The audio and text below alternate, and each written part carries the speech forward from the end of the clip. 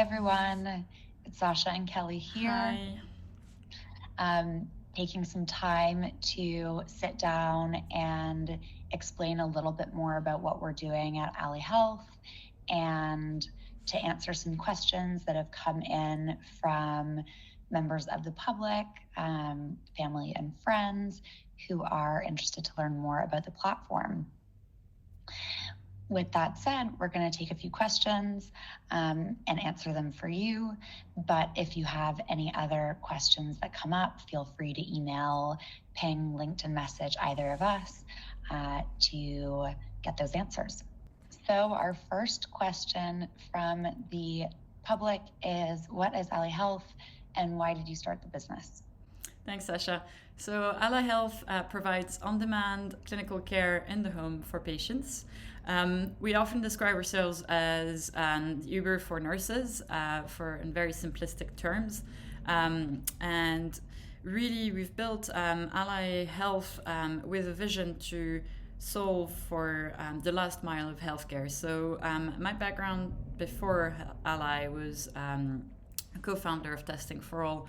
And through that experience, I was able to really understand deeply the pain points associated with a very simple process of collecting blood sample collection, and how backwards and analog the current system was. So we started to think about better ways to bring care to patients, starting with phlebotomy, but very quickly realized that we could actually do a lot more in terms of improving access to other clinical care tasks.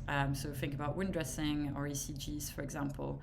And that, after all, one of the best places to do this is in the home. So in the home of patients where they feel comfortable. And that's really the premise for building Ally Health, and a new kind of solution for accessing quality healthcare. Sasha, over to you to explain a little bit about how Ally works. So, as you mentioned earlier, Ally is the arms and legs of clinicians. And what exactly does this mean? So, Ally Health is a two-sided marketplace with clinicians on one side. So, that includes nurses, HCAs, phlebotomists, and patients on the other. Now, how are we connecting those two cohorts? Through our API-led platform.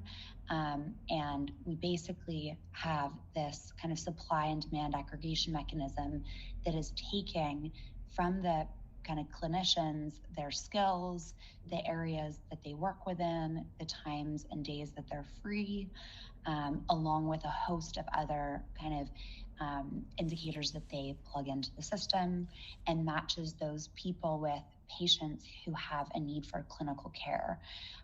That clinical care can be, a range of things. It could be bloods, it could be wound dressing, it could be cannulation. But the magic of the platform is that it takes those requirements on either side and matches them for our customers. And although we'll be touching on it a bit later, who are our customers? We have customers that are labs, private clinics, virtual GPs, clinical trial groups, and more. But as you can tell from such a kind of wide range of clients, our platform works to fit the needs of those different verticals, without needing to be tailored in a specific way or a way that is different from how the foundation of the platform and that supply demand aggregation mechanism works in its kind of most natural form. So in short, that's how we're servicing our customers. Thank you. And can you tell us a little bit more about coverage as well, please? So we currently work within the M25, but in May we are launching nationwide to allow our customers to have reach across the country, which is really exciting. Next question's for you, and it is, how many people have this problem? Thank you, Sasha. This problem is really widespread here in the UK, and that is also because clinical settings are really overburdened, and so it's making access to clinical care really difficult for patients across the board.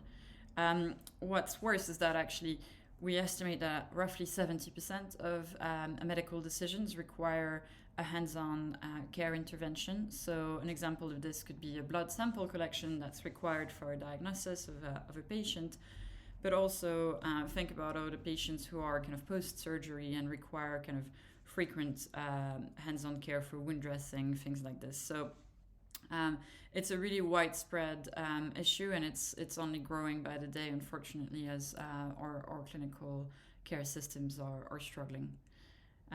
So over to you, Sasha. Really, I think the next question is, who are we selling to, and what is the business model underpinning Ally? The first thing to make clear is we are a B2B. We're a B2B business, so we're selling to other groups or other businesses that have cohorts of patients who need access to care. Some people think we're direct to consumer, but right now we are not. We operate kind of B2B and B2B2C.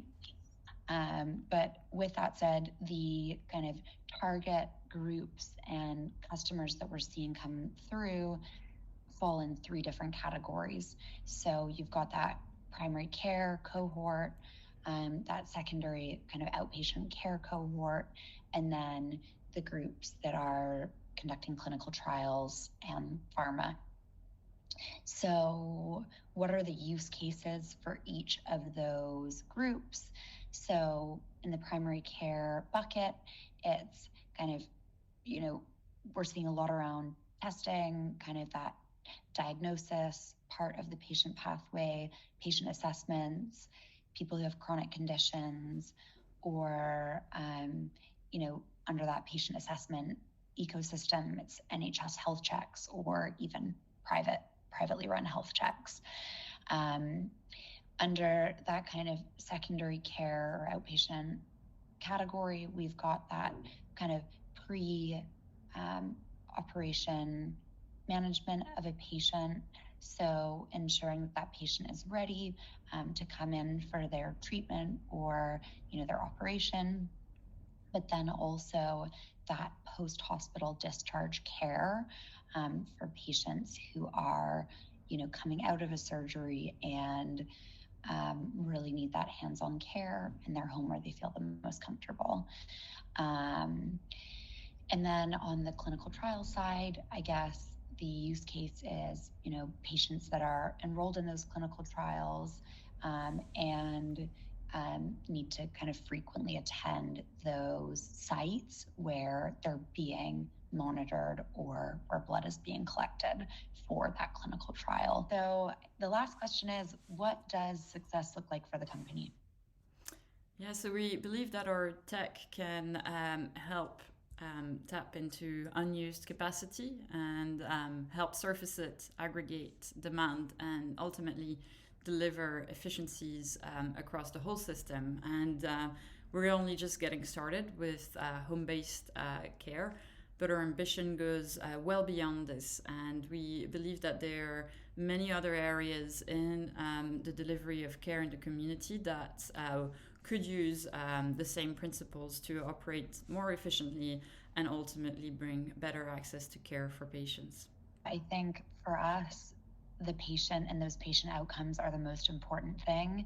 So looking at giving people access to our service and ensuring that the patient outcomes can be constantly improving, that is success for us at the end of the day. Thank you for listening, everyone. We hope you found this useful.